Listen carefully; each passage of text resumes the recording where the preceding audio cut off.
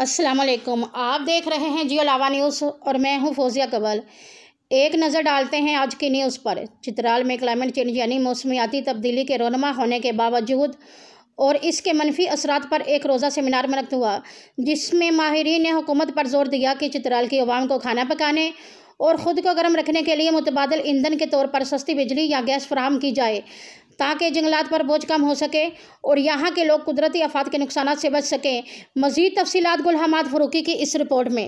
چترال کے ایک مقامی ہوٹل میں ہیلپنگ ہینڈ کے زیر اہتمام کلائمیٹ چینج یعنی موسمیاتی تبدیلی پر ایک روزہ سیمینار منعقد ہوا۔ اس سیمینار کا موضوع تھا use for a cooler plant, یعنی ایک ٹھنڈے سیارے کے لیے نوجوان کا کردار۔ سیمینار میں ماحولیات سے متعلق مختلف ماہرین نے شرکاء کو ماحولیاتی تبدیلی اور اس کے نقصانات سے متعلق معلومات فراہم کی۔ ماہرین نے کہا کہ دنیا کے امیر ترین ممالک میں ہزاروں کارخانے ہیں جو امیشن اور کاربن ڈائی آکسائڈ جیسے زہریلا گیس خارج کرتے ہیں۔ پاکستان میں کارخانے بہت کم ہیں اور چترال میں کارخانے نہ ہونے کے برابر ہے، مگر اس کے باوجود ان ممالک کی وجہ سے چترال جیسے پسماندہ علاقے بھی متاثر ہو رہے ہیں۔ انہوں نے کہا کہ گلوبل وارمنگ یعنی عالمی خدت کی وجہ سے چترال کے پہاڑوں پر صدیوں پرانے گلیشیئر تیزی سے پگھل رہے ہیں، جس کی وجہ سے اچانک سیلاب آتا ہے جو بڑے پیمانے پر مالی اور جانی نقصان کا باعث بنتا ہے۔ ماہرین نے شرکاء اور خاص کر نوجوان نسل پر زور دیا کہ وہ اپنے اس دنیا کو گلوبل وارمنگ کی منفی اثرات سے بچائیں اور زیادہ سے زیادہ پودے لگا کر اپنے اس سیارے کو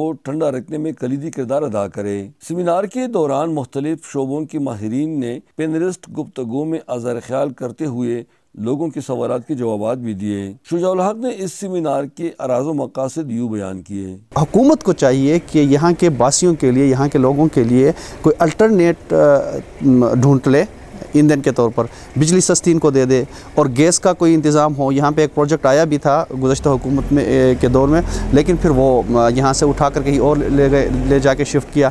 تو میرے کہنے کا مقصد یہ ہے کہ گورنمنٹ کوئی ایسے میجرز اپنا لے، کوئی ایسی ترتیب بنا لے، کوئی پروجیکٹ لے آئے کہ یہاں کے ڈیفورسٹریشن کو قابو کر سکتے۔ اس کے لیے دو ترتیب ہے۔ پہلی جو میں نے آپ کو بتایا کہ ان کے لیے الٹرنیٹ کوئی، دوسرا یہ کہ یہ ان ٹمبر مافیا کو روکنے کے لیے سخت سے سخت قوانین یہاں پہ لاگو ہو تاکہ اس چیز سے ہم بچ جائیں۔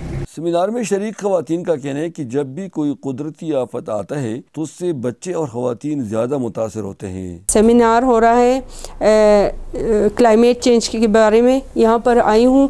ہم نے خبروں میں اور اخباروں میں تو بہت سنا تھا کلائمیٹ چینج کے بارے میں، لیکن آج اس پروگرام میں ہمیں بہت زیادہ معلومات فراہم ہوئی ہیں۔ ایکسپرٹ آئے تھے اور کلائمیٹ چینج کے بارے میں انہوں نے جو ہمیں بتایا تو مجھے لگ رہا ہے کہ ہماری دنیا بہت زیادہ خطرے میں ہے۔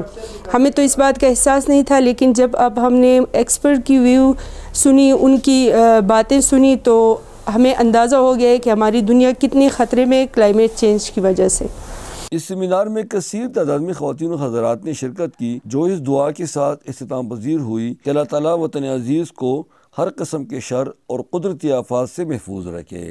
اس سیمینار کا بنیادی مقصد چترال کے عوام کو آگاہی دینے تھا، کیونکہ اس علاقے میں بار بار قدرتی آفات سے بڑے پیمانے پہ جانی اور مالی نقصان کا سامنا کرنا پڑتے لوگوں کو۔ تو اس کا مقصد یہ تھا کہ لوگ اپنے آپ کو اور دوسروں کو کیسے نقصان سے بچا سکتے ہیں۔